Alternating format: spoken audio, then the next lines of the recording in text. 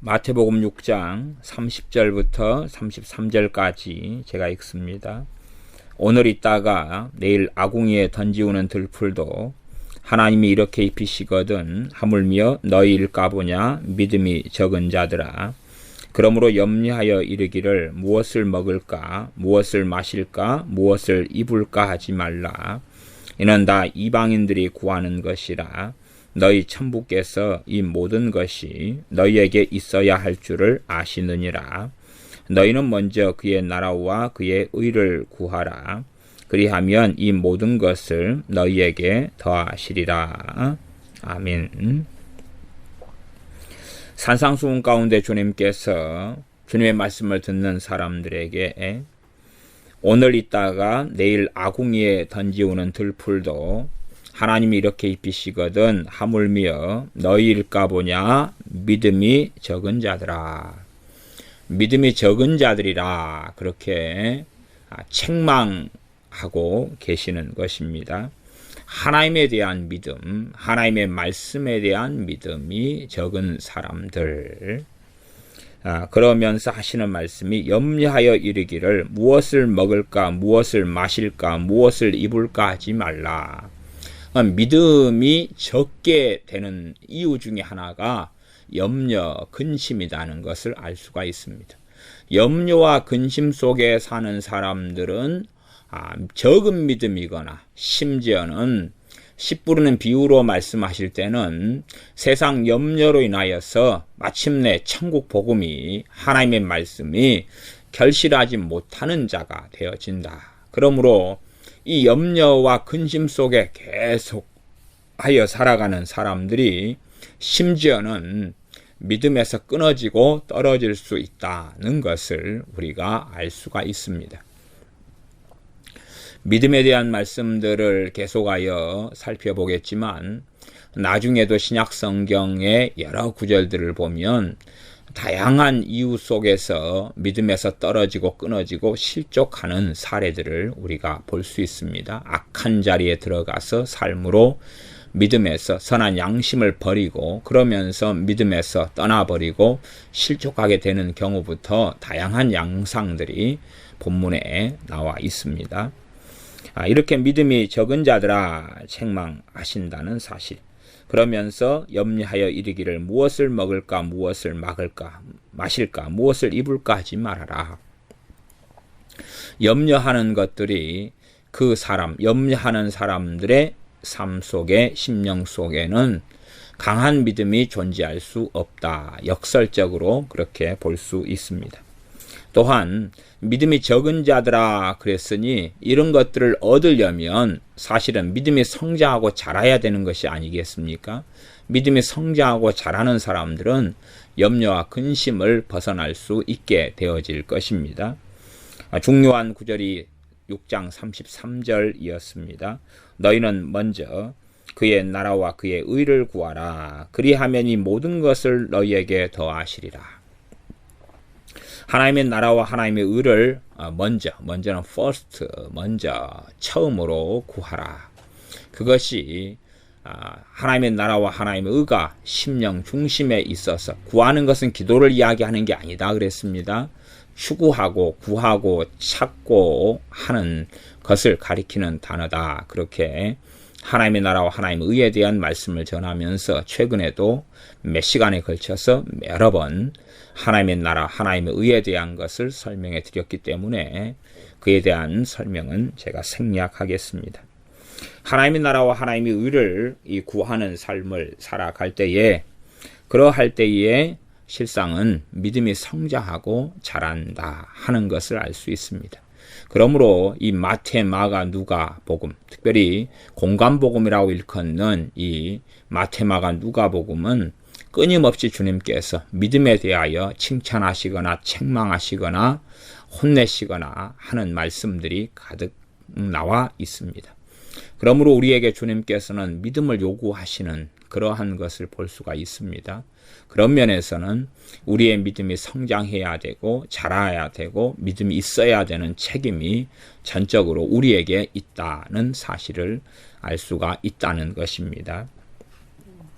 마태복음 8장으로 넘어가겠습니다. 8장 10절입니다.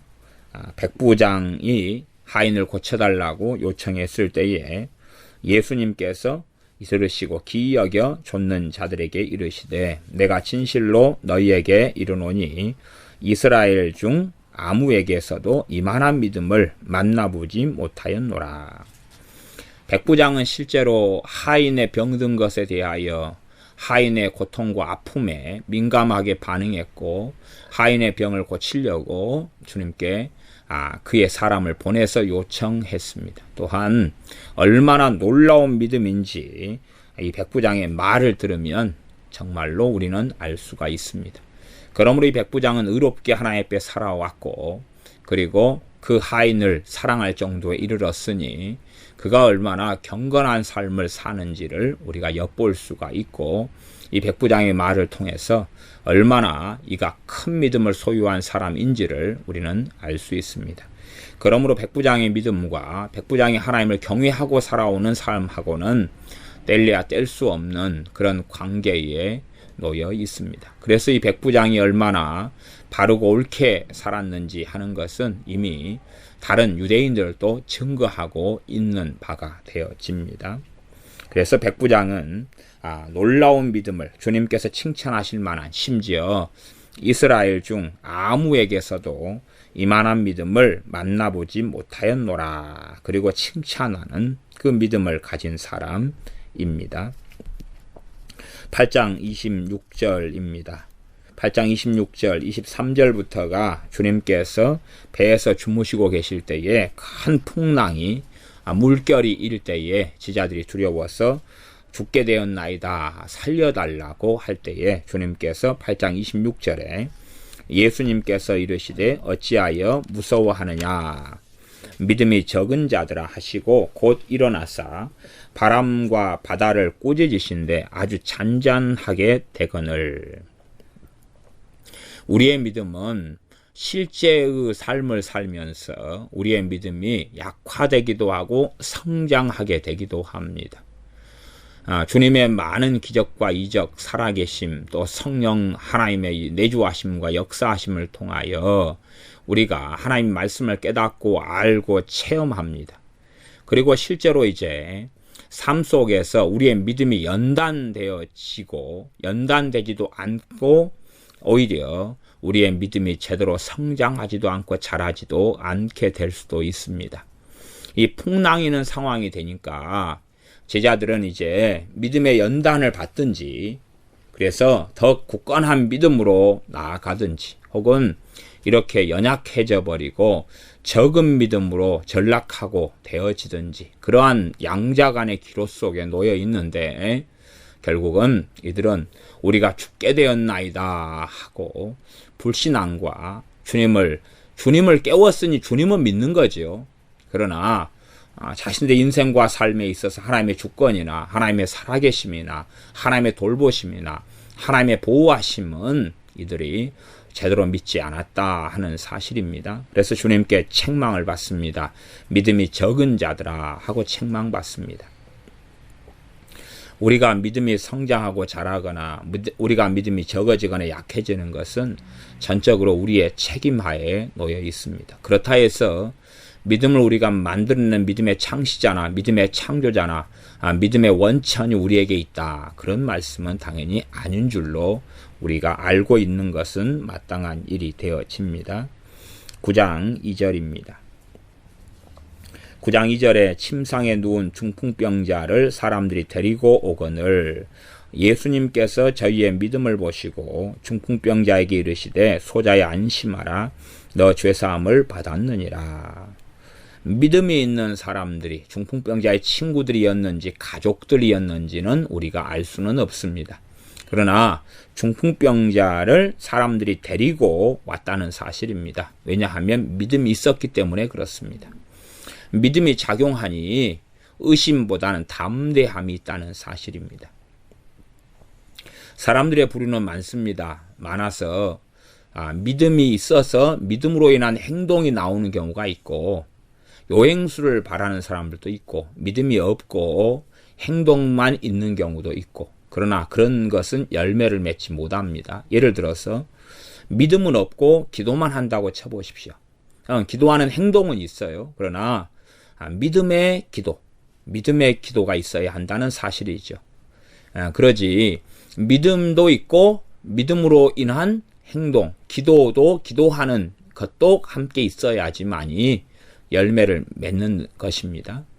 중풍병자를 사람이 데리고 왔는데 믿음이 없이 데리고 왔다면 치료되지 못했을 수 있다는 사실을 우리가 생각해야 됩니다. 주님께서는 나사렛 동네에 가셔서 그들이 믿지 아니하므로 아무 권능도 행하실 수 없으셨더라 라고 성경에 기록되어 있다는 사실입니다. 그러므로 우리의 믿음으로 인하여서 우리의 믿음 때문에 주님께서 행하시는 은혜와 평강의 역사가, 치유의 역사가 나타날 수도 있고 그렇지 않을 수도 있습니다.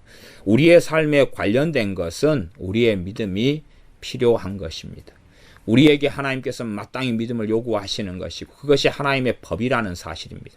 하나님의 공법과 하나님의 공의는 우리에게 믿음을 요구하시는 것입니다. 이것이 신약에 있는 그리스도인들의 삶이며 하나님의 공법과 공의가 되어집니다.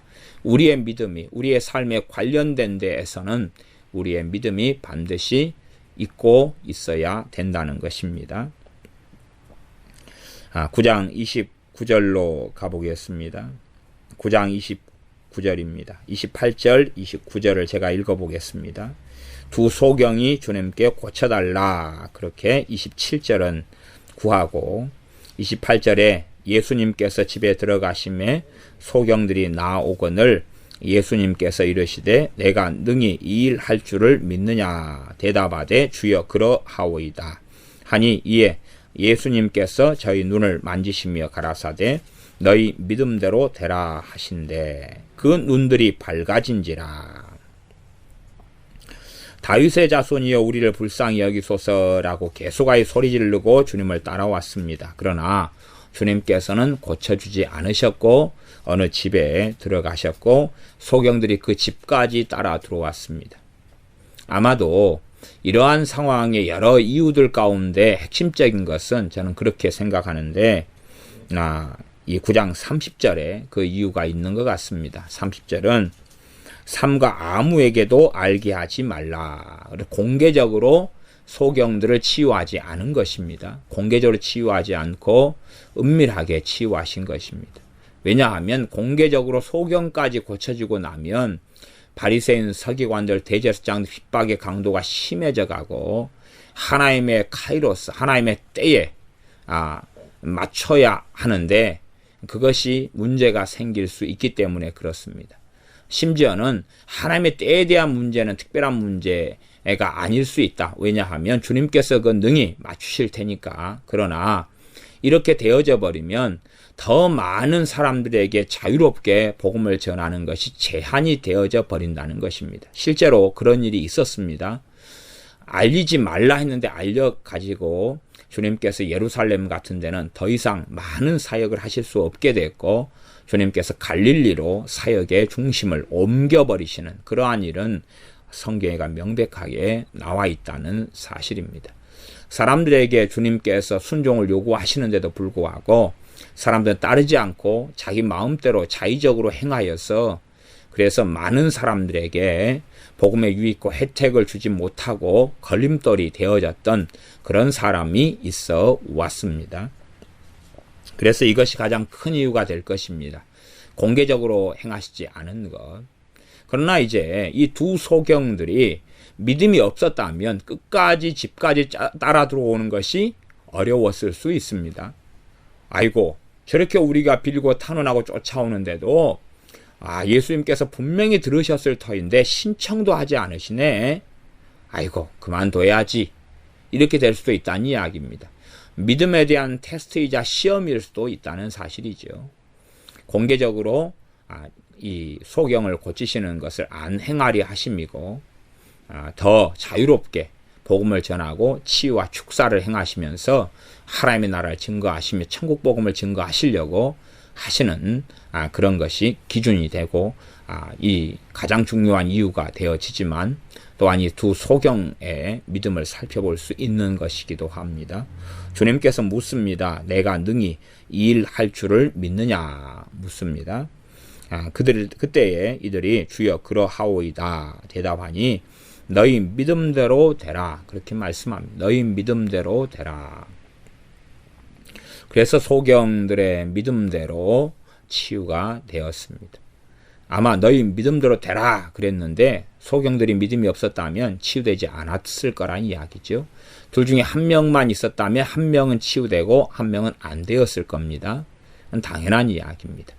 주님께서는 계속하여 이 주님을 찾는 사람들에게 또한 제자들에게 사도들에게도 믿음에 대한 말씀들을 계속하고 계시는 것입니다.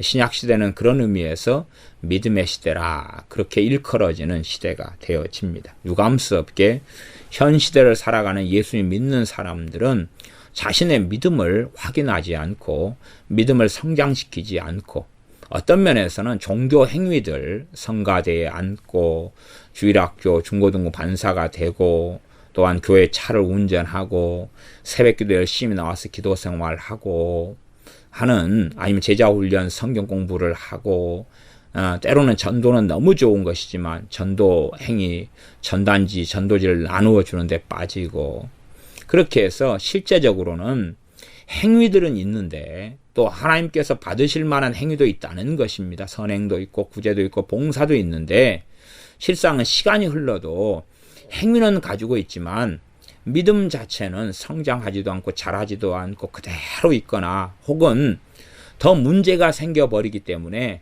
심지어는 믿음이 뭐냐 이런 혼란과 혼동 속에 빠져들어가고 맙니다. 믿음이 성장하고 자라가면 자라갈수록 믿음이 무엇인지를 설명하기는 어렵다 할지라도 알게 됩니다. 그러나 믿음이 어리거나 작은 사람은 믿음 자체를 이해하지 못할 수밖에 없고 믿음에 대하여 제대로 깨닫지도 못하고 제대로 설명하거나 가르칠 수도 없고 또한 자신마저도 믿음에 대한 혼란과 혼동 속에 들어가는 것은 당연한 일이 되어집니다. 현 시대에는 종교 행위 속에는 많이 빠져들어가지만 그러나 참된 또한 강건한 굳건한 믿음의 성장은 찾아보기 어려운 시대가 되는 것이 유감스러운 일이 되겠습니다. 14장으로 가겠습니다. 마태복음 14장입니다. 마태복음 14장 31절입니다. 베드로 사도가 무리를 걸어오는 장면이 나옵니다. 주님께서 기도하시다가 제자들이 물결이나 풍랑 때문에 고생하는 걸 보시고 밤 4경에 무리로 걸어오실 때에 제자들이 무서워 소리를 지릅니다. 그때 주님께서 나다 두려워하지 말아라. 그때에 베드로 사도도 주님처럼 무리를 걷고 싶어 가지고 주님께 걷게 해달라고 요청할 때에 주님께서 걸어오라 하십니다. 그리고 베드로가 무리를 걸어가다가 30절 31절 바람을 보고 무서워 빠져가는지라 소리질러 가로되 주여 나를 구원하소서 하니 예수님께서 즉시 손을 내밀어 저를 붙잡으시며 가라사대 믿음이 적은 자여 왜 의심하였느냐. 이제 바다 위를 풍랑 위를 걸어갈 때에 이 의심이 들어왔단 말이죠. 왜냐하면 파도는 그대로 치고 바람이 계속 부니까요. 주님께서 바람과 파도를 멈추신 게 아니고 바람과 파도가 계속 부는 상태에서 어떤 면에서는 바다 위인데 물결 위를 걸어오셨다는 것입니다. 그렇기 때문에 베드로 사도는 어부고 소위 말하면 물에서 평생을 산 사람이에요. 수영은 얼마나 잘하겠습니까? 그러나 베드로 사도가 수영할 수 없는 그런 풍랑의 상황이었어요. 그래서 베드로 사도가 빠진 다음에 아이고 주님은 무리를 걸어가십시오. 저는 헤엄쳐 갈랍니다. 그런 게 아니라 살려달라고 그랬다는 사실에 주목해 보시면 됩니다. 풍랑을 보면서 바람을 보고 베드로 사도가 30절에 보면 어쨌다 그랬습니까? 무서웠다 그랬죠. 무서워. 보통 이 고기를 잡는 어부였던 베드로 사도가 바람 풍랑을 보고 무서울 정도면 정말로 강하게 바람이 치고 풍랑이 일었다는 것을 알 수가 있습니다. 무서워서 빠져가는지라. 왜 빠졌느냐? 주님께서 무리를 걸어올 능력을 안 주신 게 아니라 오라라고 하셨습니다. 말하자면 믿음을 주셨다고 말할 수도 있어요. 무리를 걸어올 믿음을 주셨다는 것입니다. 무리를 걸어올 믿음을 아무나 가지는 건 아닙니다. 다른 사도들은 엄두를 못 냈어요. 베드로 사도는 뭐 했으니까? 요청했으니까 무리를 걸어올 수 있었어요. 무리를 걸어올 수 있었다는 이야기는 무엇이 있어야 되는 거예요? 무리를 걸을 믿음이 있어야 되는 거예요. 근데 그 믿음을 주셨다는 것을 우리가 생각해 볼 수가 있어요. 무리를 걸어올 믿음요.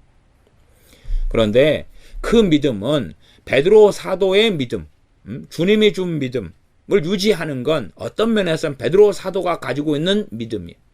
자신이 받았는데 이걸 제대로 이제 그 믿음을 사용할 때에 아니면 의심이 들어와 버리고 두려움이 들어와 버리면 이 믿음은 어찌 되는 것입니까? 힘을 잃어버리는 것이.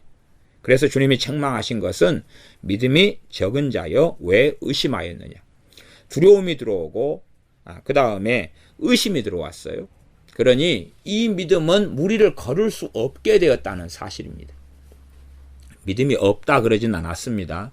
믿음이 적다 그랬습니다. 믿음이 적다 그랬어요. 이 적은 믿음 상태에서는 당연하게 두려움을 받아들이고 두려움을 보고 받아들이죠. 두려움에 져버렸도 두려움이 안에 들어오고 의심과 불신이 안에가 들어와서 이 믿음은 제대로 작용하지 못해서 무리를 걷다가 말아버린 것입니다. 많은 사람들의 기도가 이런 의미에서 응답받지 못하는 경우는 많다는 사실입니다. 처음에는 믿음으로 구하다가 중간쯤 와가지고 믿음을 잃어버린다는 사실. 사단의 공격을 받고 의심과 근심과 염려와 절망 속에 들어가서 그런 다음에 이 믿음이 더 이상 역사하지 않는 상태가 되고 많은 것입니다.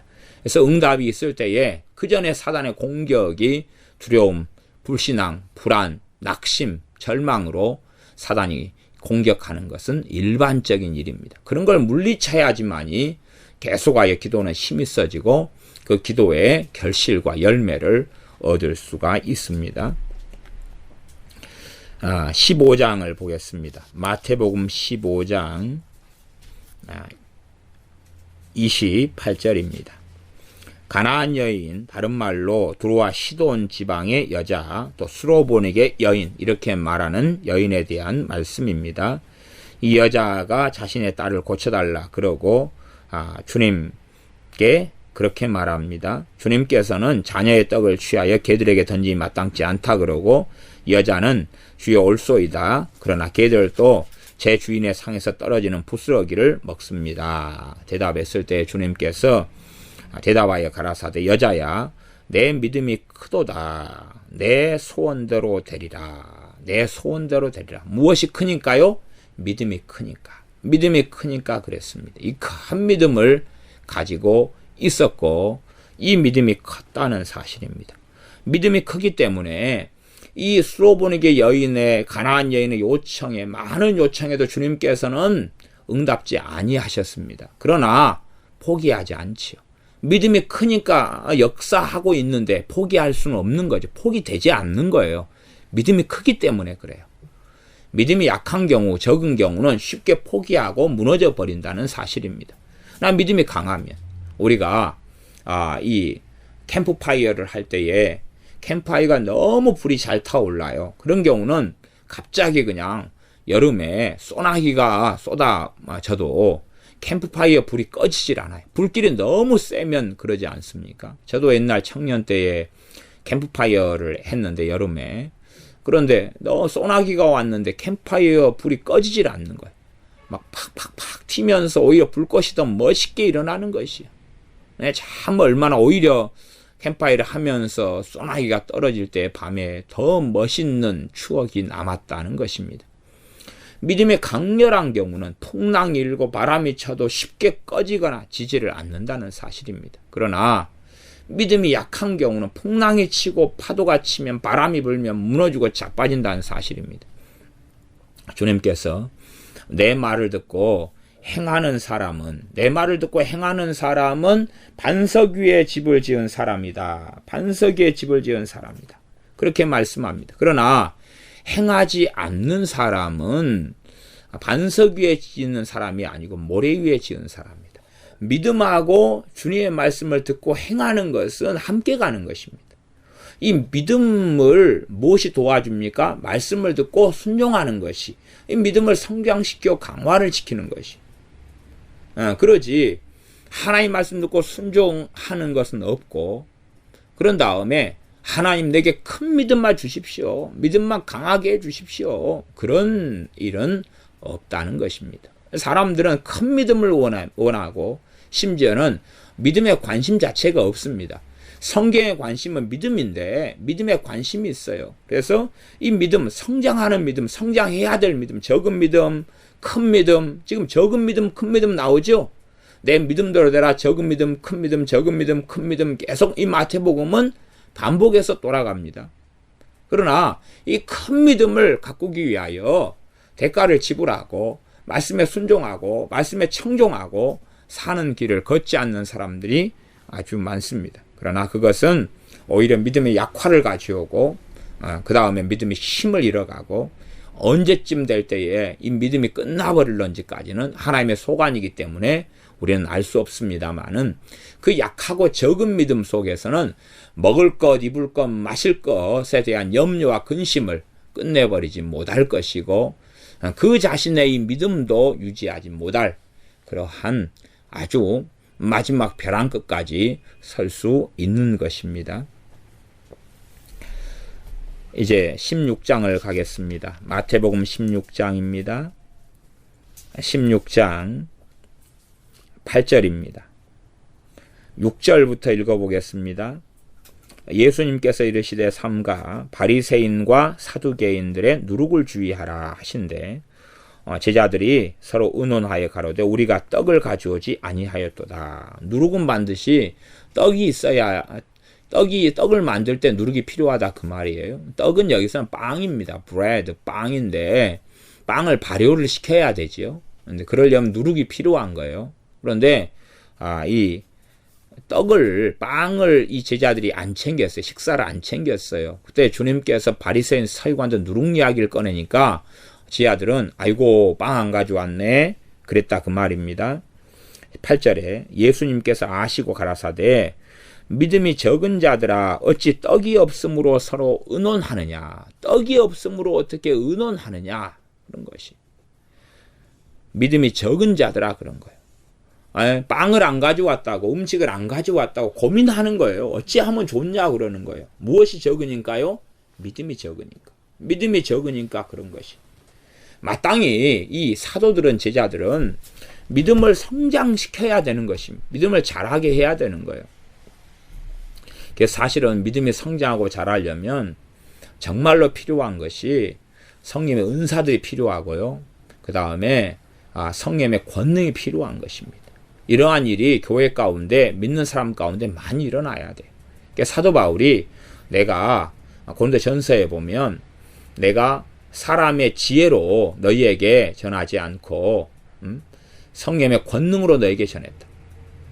너희의 믿음이 사람의 지혜에 있지 아니하고 하나님의 능력에 있게 하려고 내가 사람의 지혜로 하지 않았다. 그렇게 말씀하고 있기도 합니다. 이 오병이어의 기적 등을 통해서 사도들은 믿음의 성장을 바탕을 마련합니다. 주님의 행하심, 주님의 권세. 주님께서 너희가 내 말을 듣고 믿어지지 않거든 내가 하는 일을 이걸 봐라, 그렇게 말씀하시기도 했어요. 주님이 행하신 일, 주님이 하신 것, 이걸 보면서 우리의 믿음이 성장할 수 있습니다. 잘할 수 있어요. 말씀과 하나님의 행하심, 하나님의 일, 하나님의 권능, 하나님의 말씀, 이것들이 다 믿음이 성장하는 원천이에요. 아마 수로보니게 여인이나 가나안 여인은 주님께서 행하신 일들을 들었던 것 같아요. 이걸 들으면서 현장을 직접 참여했는지도 모르겠어요. 그러나 최소한 들었는 거예요. 들으면서 뭘 성장시켰어요? 믿음을 성장시켰어요. 주님이 하신 일들을 들었어요. 심지어 주님께서 유대인이지만 창기와 세리와 함께 먹고 마시고 이런 것도 들었을 줄 몰라요. 믿음을 성장시켰어요. 야이로의 딸, 죽은 딸을 살려내는 걸 이 여인이 들었는지도 몰라요. 이 16장 9절부터 보면 너희가 아직도 깨닫지 못하느냐. 이 깨달아야 되고 깨달은 다음에 뭐가 생겨요? 믿음이 생겨야 돼. 이 주님께서 행하신 일에 주목하고 그래서 믿음이 성장하고 자라야 되는데 그렇지 못했다는 사실입니다. 떡 5개로 5,000명을 먹이고 주운 것이 몇 바구니며 12광줄이 12바구니죠. 떡 7개로 4,000명을 먹이고 주운 것이 몇 광줄이던 것을 기억지 못하느냐. 떡 5개로 5,000명 먹였고 떡 5개로 그 다음에 떡 7개 빵 5덩이 그 다음에 빵 7덩이로 4,000명을 먹였다. 그래서 거둔 주운 것이 몇 광줄이던 것을 기억지 못하느냐. 아니 이렇게 이런 말도 안 되는 기적을 일으켰는데 단지 빵 한 가지 왔다고 염려 걱정하고 그런 이야기로 알아먹느냐. 이 믿음이 적은 자들아 라고 책망하시는 것입니다. 이러한 오병이어의 기적을 경험한 다음에는 그걸 보면서 이들의 믿음은 성장해야 되는 거예요. 나아가서 떡 7개로 빵 7개로 4,000명을 먹인, 그것도 성인 남자만 4,000명 숫자를 계산했을 때 이렇게 먹인 일을 경험하면서 제자들은 믿음이 성장했어야 한다는 사실입니다. 마찬가지입니다. 광야 시절에 출애굽했던 이스라엘 백성들이 하나님의 기적, 권능, 10가지 애굽의 재앙이나 혹은 홍해의 사건 등을 통해서 반석의 물이 터지는 이런 무수히 많은 사건을 통해서 이들은 믿음이 어찌 됐어야 돼요? 성장했어야 돼. 그래서 가나안의 정탐꾼을 보낼 때 가나안 땅에 아무리 거인족이 있다 그래도 철병거가 있다 그래도 이들은 믿음이 강력하게 성장이 있어야 한다는 사실입니다. 왜? 하나님의 권능 속에 매일마다 만나를 먹고 살아가는 이들이 또한 시편에 보면 이들은 병들지도 않았고 신발이나 옷이 떨어지지도 않았다 그래요. 놀라운 권능을 체험하고 살아 불기름 구름 기둥으로 이끌림 받은 삶을 살아요. 그런데도 믿음이 성장하지 않는 것이에요. 그러니 믿음이 성장하지 않은 다음에는 때가 되면 그에 대한 처절한 값을 지불해야 되는 것입니다. 이스라엘 백성들이 믿음이 성장할 때가 지났는데 성장하지 않으니까 이제는 문제가 벌어질 때에 자빠지고 넘어지고 하나님의 진노가 나타나서 40년 동안 광야에 거꾸러져서 하나님이 죽였다고 히브리서 말씀에는 기록되어집니다. 그것처럼 우리가 마땅히 믿음이 성장해야 할 때 성장이 안 돼 버리면 이제는 풍랑이 일고 파도가 치고 바람이 불 때에 자빠지고 마는 것입니다. 씨 뿌리는 비유에서 마태복음 13장이다 그러면 거기에서 돌밭, 돌짝밭 비유가 있습니다. 거기에는 뿌리가 얇으니까 뿌리가 얕으니까 이 말씀으로 인하여서 환란이 일어날 때 넘어지고 말았다. 그래서 결실하지 못했다라고 말씀합니다. 뿌리가 얇으니까 믿음이 약하니까 말씀을 기쁨으로 받고 깨닫는데 그러나 뿌리를 깊게 하지 않았고 돌이 가로막고 있었어요. 그 다음에 그는 넘어지고 말았고 말씀은 결실하지 못했다 하는 사실입니다. 계속 마태복음 17장을 보겠습니다. 마태복음 17장입니다.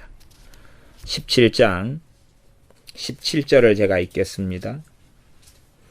여기는 주님께서 변화산에 다녀오신 다음에 남아있는 9명의 제자, 물론 가룟 유다에게는 기대하지 않지만 이 9명의 제자들이 한 아버지의 아들에게 들린 귀신을 쫓아내주지 못했습니다.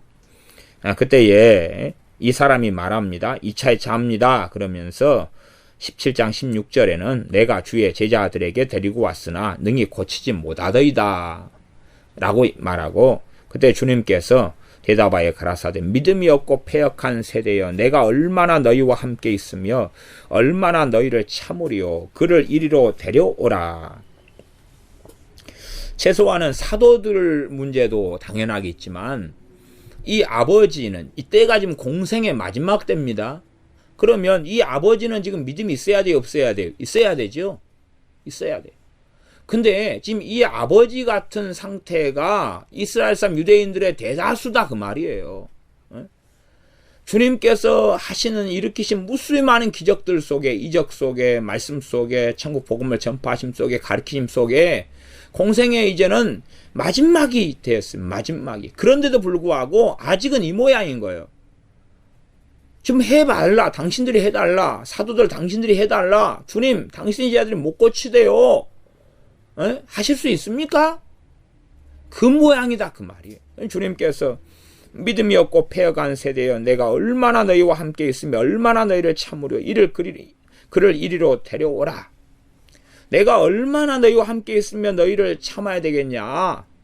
이제는 다 됐다. 이제 다 됐다. 더 이상 너희하고 있을 시간이 없어. 이제 더 있어야 되는 게 아니지 않느냐. 지금 충분히 지금 3년이라는 이 공생의 세월을 너희와 함께 지내면서 말씀 가르치고 밤낮 없이 말씀 전하고 기적을 행하고 귀신을 다 쫓아내고 이렇게 살아왔는데 아직도 지금 이 자리에 있는 거냐. 아직도 너희들이 이러고 있냐. 단지 그냥 사도들하고 그 다음에 이 귀신 들린 아들을 둔 아버지만 있는 게 아니라 많은 사람들이 여기 함께 있는 자리고 현장이라는 것을 우리가 또한 알 수가 있습니다. 17장 20절에 가면 제자들이 나와서 묻는 것입니다. 우리는 어찌하여 쫓아내지 못하였나이까? 이에 대한 대답을 주님이 하십니다. 너희 믿음이 적은 영혼이라. 믿음이 적은 영혼이다. 믿음은 성장해야 돼요. 성장하는 믿음에 대한 이야기입니다. 진실로 너희에게 이르노니 너희가 만일 믿음이 한 겨자씨만큼만 있으면 이 산을 명하여 여기서 저기로 옮기라 하여도 옮길 것이요 또 너희가 못할 것이 없으리라. 신비한 말씀이고 실상은 난해하고 어려운 말씀입니다. 왜냐하면 사도들이 주님께 배우고 주님과 함께 살아와도 이 한 겨자씨 하나일 만한 믿음이 없었다는 사실이에요. 어떤 관점이겠습니까? 누구의 관점이겠습니까? 하나님의 관점이죠. 하나님의 관점입니다. 하나님의 관점에서는 겨자씨 하나일 만한 이러한 믿음도 이 사도들은 없었다는 이야기. 그것만 있어도 산을 명하여 옮길 수 있을 거란 이야기입니다. 그리고 이 믿음은 쉽게 형성되거나 만들어지거나 쉽게 얻을 수 있는 문제는 결코 아니라는 것을 알 수가 있습니다. 우수하게 주님께 배우고 주님과 함께했고 주님께 부름받은 사도들도 가능하지 않았던 그런 일이 되나 주님께서는 이 믿음의 중요함을 말씀하시고 믿음이 적은 문제, 믿음이 아직도 사도들은 치유할 권능을 받아 귀신을 쫓아낼 권능을 받았어요. 그러나 그럼에도 또한 이 치유의 권능하고 사도들이 가지고 있는 믿음하고 나아가서 함께 해야 되는 문제라는 사실이에요. 단순하게 치유의 권능을 나눠줬어요. 그런 다음에 이제 권능만 있으면 다 되는 문제가 아니라 사도들의 무엇도 필요한 거요? 믿음이 필요한 거예요. 믿음이 같이 있어야 된다는 사실입니다. 그래서 이러한 이 귀신 들린 이런 경우는 아주 강한 귀신이었던 것 같아요. 그렇기 때문에 보통 때의 귀신을 쫓아내는 능력으로는 이 귀신이 나가질 않았다는 것입니다. 마태복음에서 넘어가서 이제 마가복음으로 빨리 넘어가겠습니다. 마가복음 2장입니다.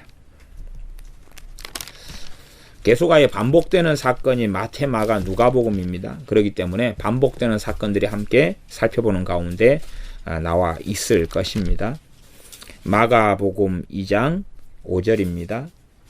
2장 5절에 예수님께서 저희의 믿음을 보시고 중풍병자에게 이르시되 소자야 내 죄사함을 받았느니라. 앞에 마태복음에서 있었던 사건입니다. 중풍병자가 치유된 사건이고 저희의 믿음을 보셨다 그 말이에요. 중풍병자를 데리고 온 사람들의 믿음을 봤다 그 말이에요. 그들은 지금 믿음이 있었기 때문에 데리고 왔다는 것입니다. 믿음이 없고 행동해 봐야 그 열매는 없다는 사실이에요. 믿음이 없는 가운데서 우리가 성경을 읽을 때도 실상은 그런 것입니다. 믿음을 가지고 성경을 읽어야 돼요. 근데 없는 믿음 가지고 성경을 읽어봐야 성경을 통해 성령 역사하시질 않아요. 이게 참 놀라운 이야기입니다. 없는 자는 그 있는 것도 빼앗기게 되는 것입니다. 시간만 낭비되는 사건이 벌어지기도 합니다. 믿음이 있어야 돼요. 믿음이 있어야 돼요. 그래서 믿음에 대해서는 참 많이 알아가고 깨달아가는 것이 중요합니다. 마가복음 4장입니다. 4장 40절입니다. 마태복음에 나와 있는 사건입니다. 주님께서 주무실 때에 제자들이 살려달라고 그럽니다. 주님께서 잠잠하라 고요하라 하시고 바람을 그치게 하신 다음에 40절 이에 제자들에게 이르시되 어찌하여 이렇게 무서워하느냐 너희가 어찌 믿음이 없느냐 어찌 믿음이 없느냐라고 책망하신다는 사실. 어찌 믿음이 없느냐. 지금 마땅히 주님께서 예를 들어 무화과나무에 가셨어요. 그래가지고 열매를 구했어요. 열매가 있어야 하니까. 열매가 없는 거예요. 저주해 버리시죠. 그런 것처럼 열매를 구한다는 것이. 열매를 구하는데 열매가 없어요. 뽑아버려라. 치워버려라. 그러니 잠깐만 한 해만 더 유예를 해 주십시오. 그런 이야기까지 하는 예화들, 비유들을 주님께서 말씀하시는 것을 우리는 성경을 통해서 볼 수가 있습니다. 5장입니다. 5장 34절입니다. 혈루증 앓던 여인이 고침받은 사건이 나옵니다. 주님의 옷자락을 닫고 그리고 이 주님에게서 능력이 나와서 병이 치료되었습니다. 그것이 5장 29절에 있는 이야기고 5장 34절은 예수님께서 가라사대 따라 너의 믿음이 너를 구원하였으니 평안히 가라. 내 병에서 놓여 건강할지어다. 실상 이 사건은 주님께서 길 가다가 실상은 주님의 의도하고 상관없이 한 여자가 주님 만나가지고 12년 동안 고통받던 혈루증이 치료된 사건입니다. 주님께 기도를 받은 것도 아니고 주님의 치유에 대한 선언이나 안수를 받은 것도 아니고 그냥 주님하고 상관없이 이 여자가 주님의 옷자락을 만져가지고 그냥 고쳐진 사건이에요. 누구 믿음을 통해서? 이 혈루증 앓린 여인의 믿음을 통해서요. 그래서 이 여자는 아마 주님이 치유하신 많은 사건들을 들으면서 믿음을 성장시켰던 것 같아요. 치유될 믿음을 가지고 얻은 것이죠. 그래서 결국은 주님께서는 주님의 내 능력이 너를 고쳤다 이렇게 말씀하시지 않고 실제로는 주님에게서 능력이 나가가지고 고친 거예요. 그렇죠? 그러나 이 여자가 믿음이 있었으니까 이 능력이 흘러들어올 수 있었다는 사실입니다. 9장입니다. 마가복음 9장. 마가복음 9장 19절을 보겠습니다. 19절. 19절에는 앞에 마태복음에 있었던 사건이 반복돼 나옵니다. 그 반복된 이야기가 지금 마가복음에도 계속 있는 것이요. 왜 동일한 사건들이 반복되겠습니까? 그게 하나님의 중요시 여기는 포인트라는 사건이 하나님이 중요시 여기는 핵심이기 때문에 그렇다는 이야기입니다. 19절 18절에는 이 귀신 들린 아들을 둔 아버지가 내가 선생의 제자들에게 내어 쫓아 달라 하였으나 저희가 능히 하지 못하더이다. 이렇게 나옵니다. 이렇게 마태, 마가, 누가복음마다 전체 이야기들 가운데서 포인트가 약간씩 다르기 때문에 이때는 그 아버지의 이 말을 인용하고 저기서는 저 말을 인용하고 저쪽에서 저 말을 인용해가지고 아버지의 말에 인용하는 것이 좀 틀립니다. 다 전체의 모습은 다 모아놓을 때의 전체의 모습을 알 수 있겠지요. 결국은 제자들이 쫓아내지 못했습니다. 그때 주님께서 19절에 믿음이 없는 세대여 내가 얼마나 너희와 함께 있으며 얼마나 너희를 참으리요 그를 내게로 데려오라. 23절은 할 수 있거든이 무슨 말이냐 믿는 자에게는 능치 못할 일이 없느니라. 믿음에 대한 말씀을 하고 있어요. 믿음에 대한 말씀. 여기서는 믿는 자에게는 그 말이 예수님 믿는 자에게는 이야기하는 게 아닙니다. 예수를 믿는 자에게는 그렇게 성경을 해석해가지고 와 우리한테 능치 못할 일이 없어 정신병에 든 것이고 그거 아닙니다. 믿음이 있는 자에게는 그 말이 믿음이 있는 자에게는 그걸 믿는 자에게는 그 말이에요. 예수님을 당연히 믿지요. 근데 믿음이 있는 자에게는 이야기하는 것이에요. 이 역사하는 믿음이 있어요. 역사하는 믿음, 강력한 믿음이 있어야 한다는 사실입니다. 이 믿음에 도움이 되는 것이 29절입니다. 믿음과 관련되어 있는 것이 기도 외에 다른 것으로는 이런 유가 나갈 수 없느니라. 이 믿음을 돕는 게 뭐라고요? 기도라는 것을 알 수가 있습니다. 믿음을 돕는 게 기도라는 것을 알 수가 있습니다. 10장, 마가복음 10장 51절 52절입니다. 51절 52절입니다. 여리고에 소경 바디메오 하는 여리고의 소경이 고쳐지는 사건이 나옵니다. 여리고의 소경에게 주님께서 내가 내게 무엇을 하여 주기를 원하느냐 주님께서 묻습니다. 그때 소경이 선생님이 보기를 원하나이다. 그럴 때에 52절 예수님께서 이르시되 가라 내 믿음이 너를 구원하였느니라 하시니 저가고 보게 되어 예수님을 길에서 좇으니라. 여리고의 소경하고 마태복음의 두 소경은 다른 경우인 줄 알겠죠? 마태복음 두 소경은 집에서 고쳐진 거고 여리고의 소경은 길에서 그런 거예요. 길에서. 그 다음에 이 마태복음의 두 소경은 이것을 아무에게도 알리지 말아라. 그리고 은밀하게 하셨고 그 다음 여리고의 소경은 주님을 쫓아다녔다는 사실입니다. 그래서 내게 무엇을 하여 주기를 원하느냐. 그러니까 선생님 보기를 원하나이다 하는데 이 소경 바디메오 안에는 믿음이 있었다는 사실. 바디메오 안에는 믿음이 있었어요. 고쳐질 믿음이 있었어요. 52절 예수님께서 이르시되 가라 너 믿음이 너를 구원하였느니라. 그러니 우리가 참으로 하나님의 관계 속에서 회개도 믿음을 돕는 것이고 하나님 관계 속에서 순종도 하나님 말씀 청중하가 듣는 것도 당연히 믿음의 원천은 주님의 말씀이에요. 주님의 말씀이지만 말씀을 행하고 실천하고 지키고 말씀 가운데 살지 못한 걸 회개하고 또한 기도하고 기도도 하나님과 관계 속에서 기도입니다. 혼자 넋두리를 이야기하는 것이 아니라 이런 모든 것이 믿음과 함께 어우러져서 믿음을 성장하게 하고 자라게 하며 역사하는 믿음이 되게 한다는 사실입니다. 실제로는 우리가 이 신약 성경에 나중까지 쭉 다 시간을 내어서 살펴보겠습니다만은 믿음하고 사랑이 함께 가요. 왜 함께 가냐 그러면 사랑은 뭡니까? 말씀에 대한 순종이죠. 핵심적으로 말하면 하나님 말씀 행하는 거예요. 그러니까 믿음과 사랑을 함께 계속 언급하는 구절들이 나와요. 왜냐하면 이 믿음에서 나오는 사랑이다 그 말이에요. 참된 믿음이 역사하니까 거기에서 뭐가 나와요? 사랑이 나오는 거예요. 그래서 사랑은 성령의 아홉가지 열매 속에 들어가는 것입니다. 마가복음 16장으로 가겠습니다. 마가복음 마지막 장이지요.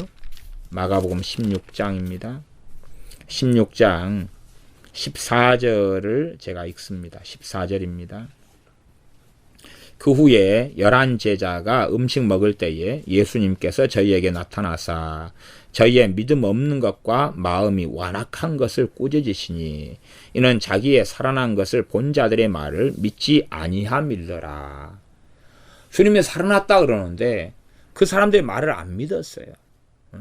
주님께서는 이미 또한 그 사람들의 말 이전에 십자가에 달리시기 전에 내가 살아나겠다고 말씀하셨잖아요. 그 말씀을 마음에 담아두지도 않고 주님의 말씀을 안 믿고 있었어요. 주님의 말씀을 믿고 있었으면 이 주님께서 살아난 것을 본 사람들이 있단 말이에요. 본 사람들의 말일. 주님 엠마오로 가는 두 제자도 주님 만났지요. 그런 사람들의 말을 믿지를 않는 것이에요. 그래서 주님께서 나타나셔가지고 저희의 믿음 없는 것과 마음이 완악한 것. 믿음하고 마음이 완악한 것하고 이게 마음이 완악하다는 강팍하다 그 말이에요. 마음이 강팍한 것은 믿음을 방해하는구나. 믿음을 방해하고 마음이 강팍한 사람 믿음이 역사하지 않는구나. 믿음이 없구나까지 우리가 성경을 통해 함께 살펴볼 수가 있습니다. 그걸 주님께서 꾸짖으셔요. 왜 꾸짖습니까? 믿음이라는 것은 사람의 책임이기 때문에 그래요. 믿음은 하나님의 은혜인데 그 양면성을 가지고 있어요. 역설성을 가지고 있어요. 하나님의 은혜로서 믿음이 오는데 그러나 이 믿음은 내가 어떻게 하느냐에 따라서 이 믿음을 아버지께 받을 수도 있고 못 받을 수도 있다는 사실이에요. 믿음은 하나님 아버지와 관계인데 내가 그냥 단지 말만 하고 생각만 하고 혼자 성경을 보면서 믿으려고 한다 해서 믿어지는 문제도 아니지만 그러함에도 불구하고 믿음은 전적인 사람 자신의 책임이기 때문에 주님께서 사도들 제자들을 꾸짖고 혼을 내시는 것입니다. 16절 믿고 너희는 15절 온 천하에 다니며 만민에게 복음을 전파하라. 믿고 세례를 받는 사람은 구원을 얻을 것이요 믿지 않는 사람은 정죄를 받으리라. 말씀을 자세하게 원리까지 설명하지 않습니다. 이 원리는 로마서에 있지요. 로마서에 있는 말씀을 주님이 자세하게 설명하시는 건 아니라 그 말이에요. 마음으로 믿어 의에 이르고 입으로 신하여 구원에 이르느니라, 이런 말씀을 설명하지 않고 아마 사도들에게 그 전에 설명했는지도 모르겠어요. 그러나 로마서에 나중에 기록될 거기 때문에 사복음서는 기록 안 됐을 수도 있다, 저는 그렇게 봐야죠. 근데 믿고 세례를 받는 사람은, 믿고는 어디에서 믿고요? 마음에서 믿는 거죠. 마음에서. 그래서 내가 믿는다라고 입으로 말하는 것을 넘어서 마음에서 믿어야 되는 것이란 이야기예요. 그리고 세례받는 사람은 구원을 얻을 거예요. 세례는 입으로 고백하는 거예요. 시인하는 것입니다. 사람들 앞에서. 믿지 않는 사람은 정죄를 받으리라. 17절, 믿는 자들에게는 이런 표적이 따르리니 저희가 내 이름으로 귀신을 쫓아내고 새 방언을 말하고 뱀을 집으며 무슨 독을 마실지라도 해를 받지 아니하며 병든 사람에게 손을 얹은즉 나으리라.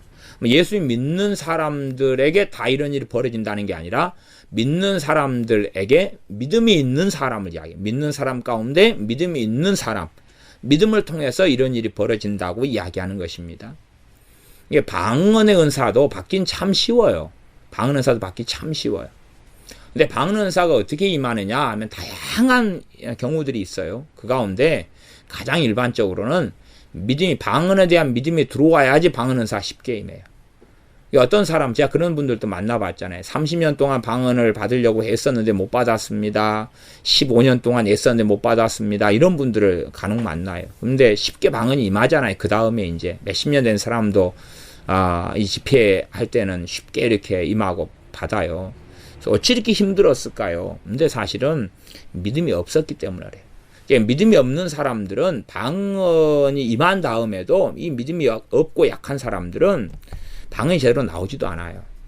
쏙 들어가 버리는 사람도 있고, 또 방언에 대해서 여러 가지 의심이 있고 의구심이나 공격을 당하는 경우도 이 방언에 대한 믿음이나 이런 것이 굉장히 약해져 버리니까 이런 말씀들이, 아이고 나는 하나님께 구했는데 마귀가 준 방언 아닐까. 그 사람 믿음은 하나님께 기도했는데 마귀가 준 방언 아닐까 의심하는 사람들은 그 사람에게는 하나님보다 누가 더 힘이 센 거예요? 마귀가 더 힘이 센 거예요. 그 사람은 진짜 하나님 믿는 사람은 아닙니다. 왜냐하면 하나님보다 마귀가 힘이 센데요. 그럼 거기는 선신과 악신을 믿든지 간에 이상한 성경하고 다른 사이비 종교를 믿는 사람들입니다. 그러니 그런 사람들이 방언을 제대로 받을 수 있겠어요? 근원적으로 말이 안 되는 이야기가 됩니다. 예수에게 믿는 자들에게는 이런 표적이 따르리니, 그러는 것은 예수님 믿는 사람들 넘어서서 믿음이 있는 사람들 이야기하는 것이다 하는 것을 우리가 생각하는 것은 당연한 것입니다. 과거 옛날 오대양 사건 이런 데는 그랬던가요? 자기들이 독을 마시도 안 죽는다 생각하고 독 마시고 죽고 막 그랬던 일이 있었던가 그런 것 같아요. 그런 것처럼 믿음도 없는 주제에 그런 막 독을 마시고 독사야 물어봐라 물려가지고 꽥 죽고 참 정신이 나간 사람들이 역사적으로 종종 있어 왔습니다. 자기는 믿음이 있는지 없는지 확인도 하지 않고 스스로 믿음이 있다고 생각하는데 그 믿음을 하나님 앞에서 하나님이 보시는 믿음은 아닌 것입니다. 누가복음으로 넘어가겠습니다. 누가복음 5장입니다. 누가복음 5장 20절 반복되죠. 중풍병자입니다. 예수님께서 저희 믿음을 보시고 이르시되 이 사람아 내 죄사함을 받았느니라. 동일한 중풍병자에게 데리고 온 사람들의 믿음 보시고 하신 것이다. 8장입니다. 누가복음 8장 누가복음 8장 8절입니다.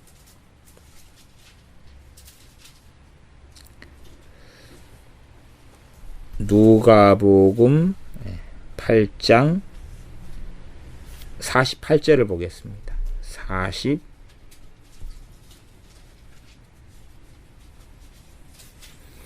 8장 일단은 이 12절을 보겠습니다. 12절 8장 12절 씨 뿌리는 비유입니다. 길가에 있다는 것은 말씀을 들은 자니 이에 마귀가 와서 그들로 믿어 구원을 얻지 못하게 하려고 말씀을 그 마음에서 빼앗는 것이요. 하나님의 말씀. 하나님의 말씀인데 지금 구원하고 연결되어 있죠. 그러니까 말씀을 믿어서 구원을 받지 못하게 하려고 마음에서 말씀을 빼앗았다 그래요. 하나님의 말씀을. 11절로 가면 씨는 하나님의 말씀이요 이렇게 나왔어요. 그러니까 하나님 말씀을 마음에서 빼앗아요. 왜? 말씀이 마음 안에 있으면은 믿어지는 믿음이 역사하고 그리고 구원을 가져오니까 하나님께서 구원을 주시는 거죠. 죄사함을 주시고 구원을 주시고 성령님을 보내시며 성령님께 거듭나게 하시고 이러한 동시적인 일이 한꺼번에 벌어지는 것이에요. 하나님의 의를 덧입혀 주시고 이런 하나님의 일들이 놀랍게 신비롭게 벌어지는 것입니다. 그래서 마음에서 말씀을 빼앗아 버리는 거예요. 마귀가 그렇게 했다. 이게 길가에 있다는 것이다. 그게 12절입니다. 그 다음에 13절은 바위 위에 있다는 것은 말씀을 들을 때에 기쁨으로 받으나 뿌리가 없어서 잠깐 믿다가 믿음이 얼마나 지속돼요? 잠깐 지속되죠. 잠깐 지속돼요. 이게 잠깐 지속될 때 그냥 죽을 때가 돼서 죽어버리면 저는 구원받는다 이렇게 보여요. 구원받는다. 그러나 잠깐 믿다가 이제 뭐가 오냐 그러면 시험이 온다 그 말이에요. 그때 배반한다는 것이 잠깐 믿는데 시험이 와가지고 배반해요. 그러니까 믿음을 잠깐 가진다 그 말이에요.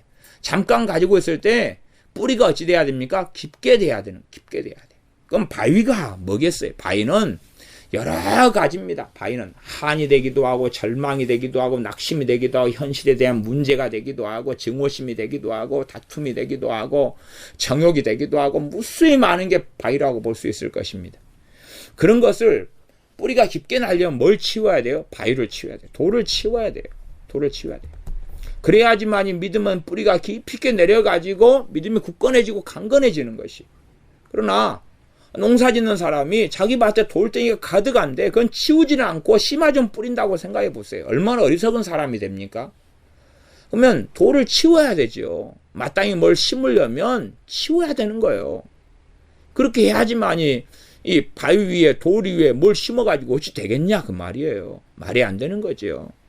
그래서 돌을 치워내야 되는 건 당연한 것입니다. 그래야지만이 믿음이 생명을 가지고 믿음이 뿌리를 내리고 믿음이 굳건해지고 강건해지는 것입니다. 이 믿음의 원리가 10분의 비유에 거의 다 나와 있어요. 다 나와 있어요. 믿음에 대한 걸 잘 살펴봐야 돼요. 요즘에는 이 10분의 비유 가지고 돈 넣고 돈 먹기 장사를 하는 사람도 많이 있는 것 같아요. 돈 먹기 이야기하는 게 아닙니다. 말씀 이야기하고 구원 이야기하고 10분의 비유 핵심은 구원이고 믿음입니다. 그래서 이제 14절에 보면은 14절은 가시떨기에 씨가 떨어졌는데 이상의 염려, 재리와 일락은 쾌락이죠. 기운이 막혀서 결실이 온전히 하지 못했다. 그런 것이고 결실을 온전히 했다. 그것은 믿음이 정말로 성장하고 장성했다. 그런 이야기입니다. 15절은 착하고 좋은 마음으로 말씀을 듣고 지켰다 그 말이에요. 말씀을 듣는 거, 그 다음에 뭐 하는 거? 지키는 거. 착하고 좋은 마음으로 말씀을 듣는 것, 지키는 것. 그리고 인내로 결실했다. 인내로. 지키고 그 다음에 인내가 필요하고 그때 믿음은 강력하고 그 다음 넉넉히 하나님 나라에 들어감을 얻으리라 이런 것처럼 이 구원 얻는 믿음이 계속 그 위에 믿음이 건축이 되어가지고 성장하고 자라면서 폭풍우가 풍랑이 쳐도 꼼짝하지 않는 그 놀라운 믿음을 소유하는 가운데 주님 앞에 서게 되는 것입니다. 그래서 18절에 보면 그러므로 너희가 어떻게 듣는가 스스로 삼가라. 어떻게 듣는가 삼가라. 잘 말씀을 들어야 되고 잘 깨달아야 되는 것입니다. 그것이 중요한 거예요. 첫째는 말씀을 제대로 듣고 제대로 깨닫고 그 다음에 말씀을 듣고 말씀을 지키는 것이에요. 말씀을 순종하고 그렇게 사는 것이 중요한 것입니다. 누가복음 8장 25절을 보겠습니다. 25절에 이 풍랑이는 바다 이야기가 나옵니다. 주님 주무셨을 때에 25절 제자들에게 이르시되 너희 믿음이 어디 있느냐? 너희 믿음이 어디 있느냐? 그리고 믿음이 없는 것, 믿음이 적은 것, 믿음에 대해서 혼을 내고 계시는 것이 나와 있습니다. 8장 48절에는 이 혈루증 앓는 여인의 이야기가 또 나왔습니다. 따라 너 믿음이 너를 구원하였으니 평안히 가라. 그 다음에 50절에는 야이로 회당장 딸에 대한 이야기인데요. 예수님께 들으시고 가랐을 때 두려워 말고 믿기만 하라. 그리하면 딸이 구원을 얻으리라. 뭐 하기만 하라고요? 믿기만 하라고. 계속 두려워하지 말고 믿고 있으라고. 딸이 죽었다는 이야기에 믿음을 잃어버리거나 실족하거나 넘어져 버리거나 그에 대한 절망이 들어와서는 안 된다는 이야기예요. 믿음을 지키고 있으라는 이야기입니다. 그럼 믿기만 해라. 그러면 딸이 구원을 얻으리라. 딸이 살게 될 것이다. 그런 것을 포함한 구원이라 하는 단어입니다. 9장입니다. 9장 41절입니다. 41절 동일한 사건 마태, 마가, 누가복음 세 번째 이야기입니다. 귀신 들린 아들을 둔 아버지 주님 변화산상에서 내려오셨을 때 이야기 41절 믿음이 없고 패역한 세대여 내가 얼마나 너희와 함께 있으며 너희를 참으리요 내 아들을 이리로 데려오라. 가장 간략하게 내용은 좀 더 자세한 내용도 있지만은 그리고 그 다음 이야기는 마태, 마가복음에 비해서는 좀 나와 있지는 않지요. 그러나 믿음이 없고 패역한 세대여 그러면서 책망하시는 동일한 내용이 누가복음 9장에가 나와 있습니다. 누가복음 12장으로 가겠습니다. 누가복음 12장 28절입니다. 28절 산상수훈에 대한 말씀들이 있습니다. 산상수훈에 대한 말씀들이 마태복음하고는 이 산상수훈의 말씀들이 중복되기도 하고 또 다르기도 하고 이렇게 함께 있습니다. 12장 28절 오늘 있다가 내일 아궁이에 던지우는 들풀도 하나님이 이렇게 입히시거든 하물며 너희일까 보냐 믿음이 적은 자들아. 그러면서 마태복음 아까 6장에 있는 내용이 그대로 고스란히 있습니다. 31절 오직 너희는 그의 나라를 구하라. 여긴 그의 나라, 하나님의 나라. 그의 의는 빠져 있습니다. 본래가 하나님의 나라 안에가 하나님의 의가 포함되어 있는 것이 이 두 개를 구분되어 설명하기도 하고 한꺼번에 이야기하기도 합니다. 왜냐 하나님의 나라는 하나님께 통치하시고 하나님의 뜻이 이루어진단 말이에요. 하나님의 뜻, 하나님이 기뻐하시는 게 하나님의 의다 그 말이에요. 그래서 이 두 가지가 구분되기도 하고 함께 있기도 하고 누가복음에서는 오직 너희는 하나님의 나라를 구하라. 그의 나라를 구하라. 그리하면 이런 것을 너희에게 더하시리라. 그렇게 말씀하고 있습니다. 그러면서 믿음에 대한 말씀으로 당연하게 누가복음 6장에 마태복음 6장과 마찬가지로 30절에 이 모든 것은 세상 백성들이 구하는 것이라 너희 아버지께서 이런 것이 너희에게 있어야 될 줄을 아시느니라. 예, 근심이 세상 근심이 먹을 것 입을 것 마실 것 근심이 들어갔을 때 믿음이 적어지고 믿음이 어찌하면 커야 될지 크게 될지에 대한 말씀들이 함께 여기에 나와 있습니다. 마태복음과 동일하게 그렇게 흘러갑니다. 그 다음에 이제 누가복음 17장으로 건너뛰겠습니다. 누가복음 17장입니다. 17장 누가복음 17장 19절입니다. 19절 그에게 이르시되 일어나 가라 내 믿음이 너를 구원하였느니라 하시더라. 여기는 11절부터 19절까지의 유명한 사건인데 문둥병자 10명이 치유된 사건입니다. 문둥병자 10명이 예수님 만나가지고 소리 높여 가로되 예수 선생님이여 우리를 긍휼히 여기소서 그렇게 10명이 요청을 합니다. 그 다음에 이제 주님께서는 10명을 바로 고쳐주시는 게 아니라 가서 제사장들에게 너희 몸을 보이라 그렇게 명령을 하십니다. 10명이 다 그 명령에 순종해가지고 가는 것이에요. 보이려고 가는 것이에요. 문둥병든 자기 몸을 보이라 그러니까 보이려고 가는데 가다가 14절 하반절에 저희가 가다가 깨끗함을 받은지라 가다가 문둥병이 10명이 치유돼 버린 것입니다. 그때에 그 중에 하나가 15절에 자기의 나은 것을 보고 큰 소리로 하나님께 영광을 돌리며 돌아왔습니다. 그래서 예수님께 감사를 드려 살해했다 그 말은 감사드렸다 그 말이에요. 저는 사마리아인이라 사마리아 사람이에요. 사마리아 사람을 주님께서는 정확하게 이방인이라 그랬습니다. 17장 18절에 10사람이 다 깨끗함을 받지 아니하였느냐 그 9은 어디 있느냐 어디 있느냐 이 이방인 외에는 하나님께 영광을 돌리러 돌아온 자가 없느냐. 이것은 누구에게 하신 말씀이겠어요? 많은 사람들에게 하신 말씀이겠죠. 어디 있느냐, 그건 돌아온 한 명에게 묻는 게 아니죠. 뻔한 이야기인데 지금 이런 식의 삶을 지금 사람들이 살고 있다는 이야기예요. 이런 식의 삶을 살고 있다는 이야기예요. 그러면서 일어나 가라, 너 믿음이 너를 구원하였느니라. 참 특별한 말씀을 하시는 것처럼 보여요. 그러나 실상은 이 치유 사역에 대한 깊이 있는 말씀을 주님께서 짧게 하고 지나가신 것입니다. 무슨 말인고 하니 지금 10명이 다 치유됐죠. 치유됐어요. 그러니까 그렇게 따진다면 내 믿음이 너를 구원하였느니라. 그렇게 따질 때 10명이 다 자기 믿음으로 고쳐했다 이렇게도 말할 수 있을 거 아니에요. 근데 그 사건이 아니에요. 이건 사건이 그건 아니고 10명이 다 고쳐진 건 주님의 권능으로 고쳐진 거예요. 문둥병 10명이. 그들의 믿음이 아니에요. 그들의 믿음이 아니고 다 고쳐진 다음에 하나님께 영광 돌리고 나오고 주님께 감사를 드린 것이 이 한 명의 사마리아인인 문둥병자의 믿음인 거예요. 이제 그것을 경험한 다음에 사마리아인은 거꾸로 믿음이 생겨서 주님께 나와 감사한 거예요. 그러면 9명에게는 무슨 일이 벌어질까? 치유 사역을 많이 관여하고 해온 입장에서는요. 9명은 문둥병이 다시 재발해 버립니다. 좀 지난 다음에 다시 문둥병이 생겨버려요. 왜냐하면 이 종지부는 믿음을 통해서 찍을 수 있기 때문에 그래요.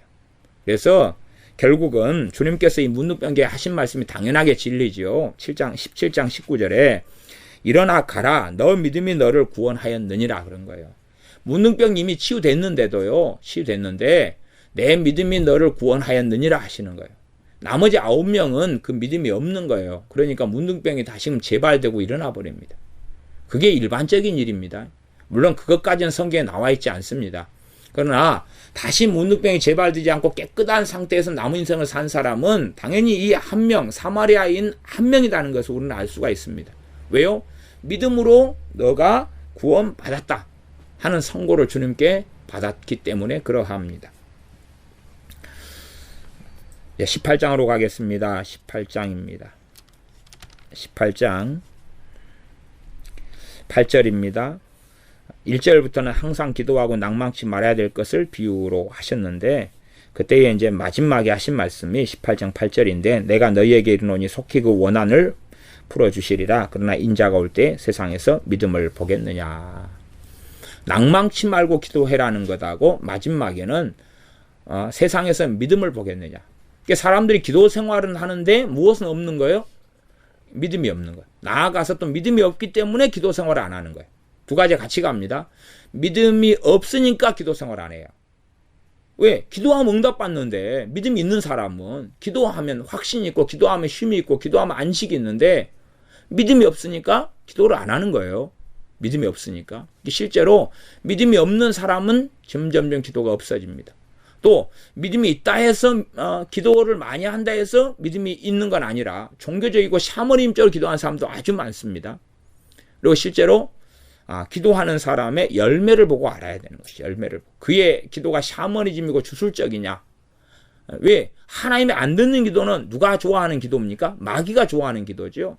열매는 뭐예요? 응답이에요. 응답이에요. 기도의 응답을 보고 확인해야 돼. 기도의 응답을. 나는 나라와 민족을 위해서 기도해.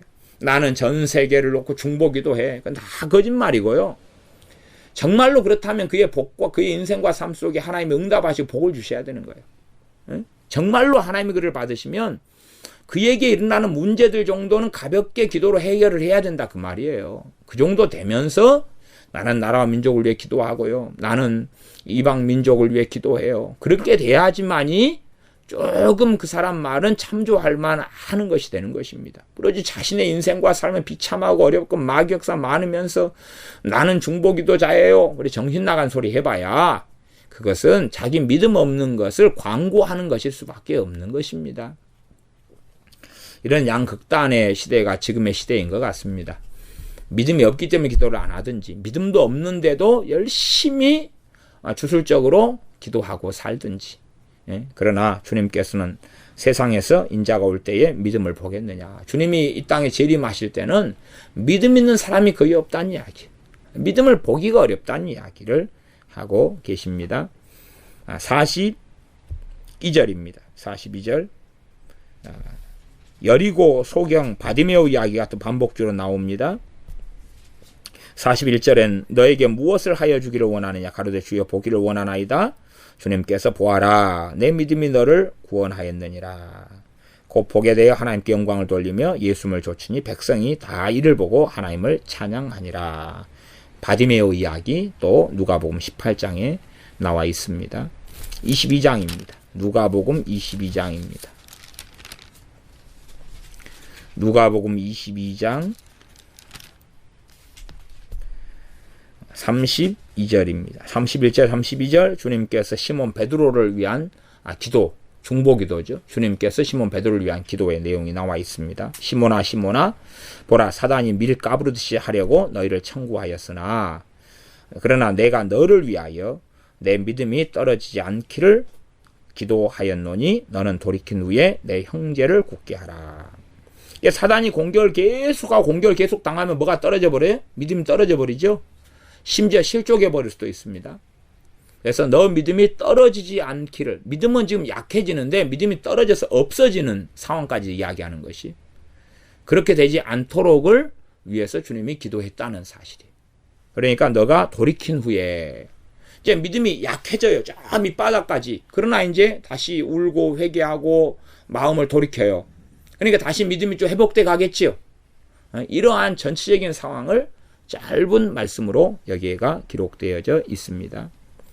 요한복음은 믿음에 대한 말씀이 사실상은 믿음의 핵심적인 말씀들, 복음의 핵심들이 전해져 있지, 이렇게 마태, 마가, 누가복음처럼 이런 말씀들의 방향하고는 요한복음 전혀 다릅니다. 다르기 때문에 요한복음은 한 구절만 이렇게 읽고 말씀을 마무리하도록 하겠습니다. 요한복음은 20장입니다. 요한복음 20장, 도마에게 부활하신 후에 하신 말씀입니다. 20장 27절부터 29절까지입니다. 제가 읽습니다. 도마에게 이르시되 내 손가락을 이리 내밀어 내 손을 보고 내 손을 내밀어 내 옆구리에 넣어보라. 그리하고 믿음 없는 자가 되지 말고 믿는 자가 되라. 말씀으로는 안 믿으니까 표적을 보란 이야기예요. 주님의 못자국 난 손을 만져보고 창에 찔린 옆구리 손 넣어봐.